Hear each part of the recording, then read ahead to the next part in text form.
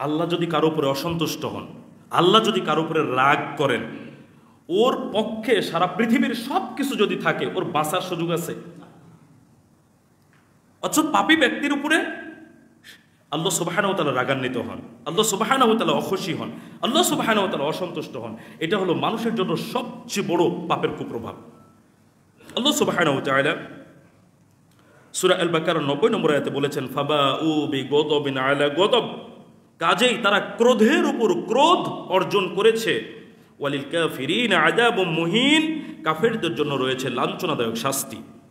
যারা পাপী, কাফের, যারা অহংকারী, এইসব ব্যক্তিরা মূলত ক্রোধের উপরে ক্রোধ অর্জন করেছে আল্লাহর পক্ষ থেকে ওই পাপের কারণে। আর কাফেরদের জন্য আল্লাহ সুবহানাহু ওয়া তাআলা লাঞ্ছনাদায়ক শাস্তি রেখেছেন। মানুষের পাপের সবচেয়ে বড় কুপ্রভাব এটা।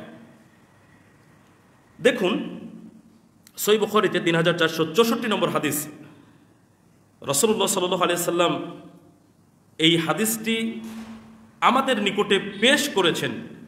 ঘটনাটি বনী ইসরাইলের সময়ের। এই ঘটনাটা অনেক প্রসিদ্ধ, যারা একটু পড়াশোনা করি তাদেরই জানা আছে। বনী ইসরাইলের মধ্যে 3 জন ব্যক্তি ছিল, কুষ্ঠরোগী, টাক মাথাওয়ালা আর অন্ধ। ফেরেশতা আসলেন, তাদের রোগ ভালো করার ব্যবস্থা করলেন। একজনকে উট দিলেন, একজনকে গাভী দিলেন, আর একজনকে ছাগল দিলেন। সংক্ষেপে বলছে, অনেক লম্বা আলোচনা। এরপরে রোগ ভালো করা হলো আর তাদেরকে পশু দেওয়া হলো, তাদের পছন্দ মতো দেওয়া হলো। ফেরেশতা পরবর্তীতে অসহায় মানুষের রূপ ধারণ করে এই লোকদেরকে পরীক্ষা করার জন্য এসেছিলেন।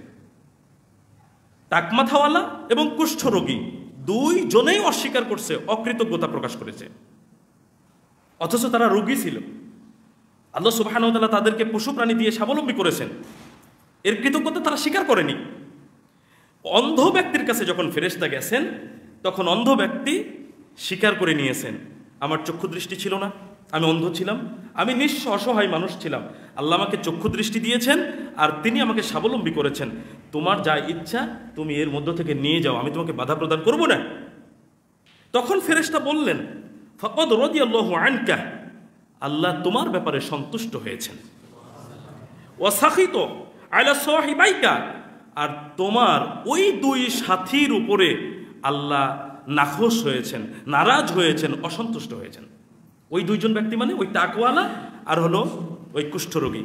আল্লাহ সুবহানাহু ওয়া তাআলার কৃতজ্ঞতা তারা প্রকাশ করেনি, তাই আল্লাহ তাদের উপরে অসন্তুষ্ট হয়েছেন। আর আল্লাহ সন্তুষ্ট হয়েছেন অন্ধ ব্যক্তির উপরে কেন? আল্লাহ সুবহানাহু ওয়া তাআলা তার চক্ষু দৃষ্টি দিয়েছেন আর তাকে স্বাবলম্বী করেছেন ছাগল দ্বারা, এই কারণে। আর আল্লাহ সুবহানাহু ওয়া তাআলা তার এই কৃতজ্ঞতার কারণে তার উপরে সন্তুষ্ট হয়েছেন।